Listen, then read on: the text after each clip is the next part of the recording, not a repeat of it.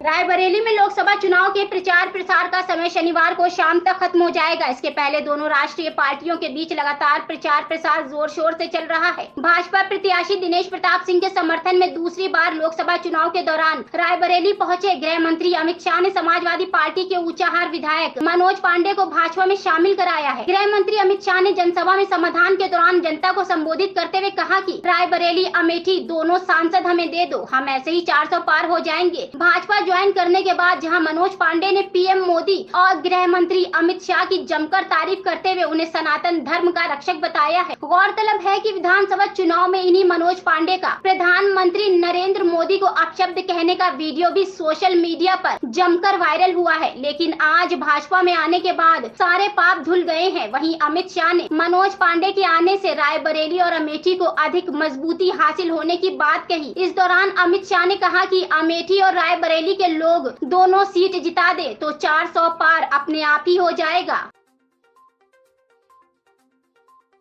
70 साल के इंतजार के बाद अयोध्या में हमारे नेता नरेंद्र मोदी जी ने राम मंदिर का प्राण प्रतिष्ठा किया है। मित्रों, प्राण प्रतिष्ठा किया है।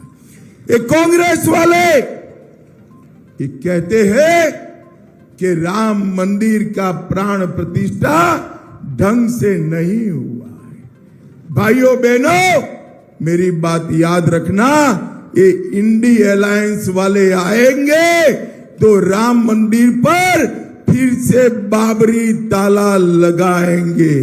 क्या आप चाहते हैं? जोर से बोलिए, चाहते हैं क्या?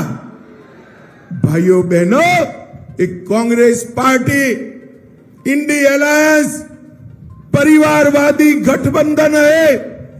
वो अपने परिवार का सोच रखने वाले लोग, सारे नेता लालू जी अपने बेटे को मुख्यमंत्री बनाना चाहते हैं, ममता जी अपने भतीजे को मुख्यमंत्री बनाना चाहते हैं और सोनिया जी अपने बेटे को प्रधानमंत्री बनाना चाहते हैं।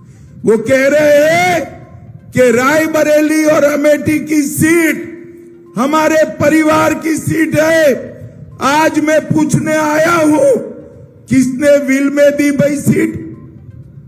ये सीट किसी परिवार की नहीं है, रायबरेली और अमेठी के गरीब युवाओं का सीट है।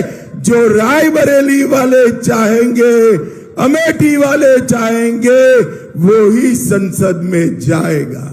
मुझे बताओ आप लोग, आप इस बात से सहमत हो कि आपकी सीट परिवार की सीट है? ये लोकतंत्र है। परिवार का कोई सीट नहीं होता। जो संकट में साथ रहता है, जो विकास करता है, वो ही सीट पर जीत कर आता है। और आज पूरे देश का मीडिया कह रहा है, मैं डंके की चोट पर कह रहा हूं, अमेठी में स्मृति बहन जीती थी, रायबरेली में दिनेश प्रताप जीतकर दोनों सीटें मोदी जी की झोली में जाने वाली है। भाइयों बहनों, मुझे बताओ, ये कश्मीर जो है हमारा है या नहीं है? जरा जोर से बोलो, है या नहीं है? ये कांग्रेस पार्टी सालों से धारा 370 को संभाल कर बैठी थी। मोदी जी ने 5 अगस्त 2019 को धारा 370 को समाप्त कर दिया। अभी कांग्रेस पार्टी कहती है कि हम धारा 370 को वापिस लाएंगे। भाइयों बहनों, मोदी जी ने इस देश से आतंकवाद को समाप्त किया है। सर्जिकल स्ट्राइक और एयर स्ट्राइक कर पाकिस्तान के घर में घुसकर आतंकवादियों का सफाया करने का काम नरेंद्र मोदी जी ने किया है। और ये कांग्रेसी कहते हैं, मणिशंकर अय्यर और फारूक अब्दुल्ला कहते हैं, पाक ऑक्यूपाई कश्मीर की बात न करो, पाकिस्तान के पास एटम बम है। अरे कांग्रेसियों, किसको डराते हो? 130 करोड़ का देश है जिसका प्रधानमंत्री 56 इंच के सीने वाला नरेंद्र मोदी है। नरेंद्र मोदी। मैं आज इस भूमि से राहुल बाबा को कहकर जाता हूं, राहुल बाबा आपको डरना है तो डरिए, पाक ऑक्यूपाई कश्मीर भारत का है, रहेगा और हम इसको वापिस लेकर रहेंगे, इसमें कोई बदलाव नहीं। भाइयों बहनों, ये जमघट किस प्रकार का जमघट है? एक और नरेंद्र मोदी है जिन पर 23 साल तक मुख्यमंत्री प्रधानमंत्री रहते हुए एक चार आने का भी आरोप नहीं हुआ, और दूसरी ओर एक कांग्रेस के राहुल बाबा के नेतृत्व में इंडी अलायंस है जिसने 12 लाख करोड़ के घपले घोटाले भ्रष्टाचार किए। इनके नेताओं के घर से 350 करोड़ रुपया मिला। भाई ये पूरी सभा में किसी ने 350 करोड़ रुपया एक साथ देखा है क्या? जरा जोर से बोलो, देखा है क्या? भाइयों बहनों, इन लोगों ने देश को लूटने का काम किया है और अब ये विरोध कर रहे हैं।